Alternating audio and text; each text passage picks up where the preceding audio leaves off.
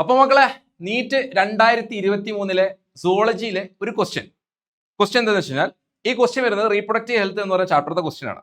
Which one of the following common sexually transmitted disease is completely curable when detected early and treated properly. Okay, അതായത് ഇതിൽ ഏത് അസുഖമാണ് treat ചെയ്യാൻ പറ്റുന്നത്? Option 1 genital herpes, രണ്ടാമത്തെ option gonorrhoea, മൂന്നാമത്തെ option hepatitis B, നാലാമത്തെ option HIV infection. Okay, അപ്പൊ നമ്മൾ ഏതാണ് നോൺ ക്യൂറബിൾ ഡിസീസ് എന്ന് പറയാം? ടെക്സ്റ്റിൽ 3 ഡിസീസാണ് നോൺ ക്യൂറബിൾ ആയിട്ട് പറയുന്നത്, non curable disease.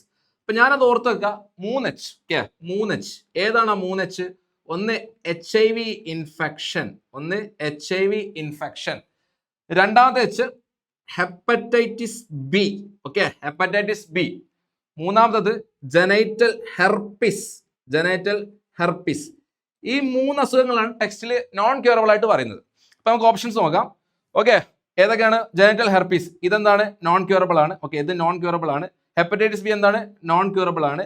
HIV infection എന്താണ്? നോൺ ക്യൂറബിൾ ആണ്. അപ്പൊ ഏതാ ക്യൂറബിൾ ആയിട്ടുള്ളത്? ഗൊണേറിയ. ഓക്കെ, ഗൊണേറിയ ഒരു ബാക്ടീരിയൽ ഡിസോർഡർ ആണ്. ബാക്കി 3 എന്താണ്?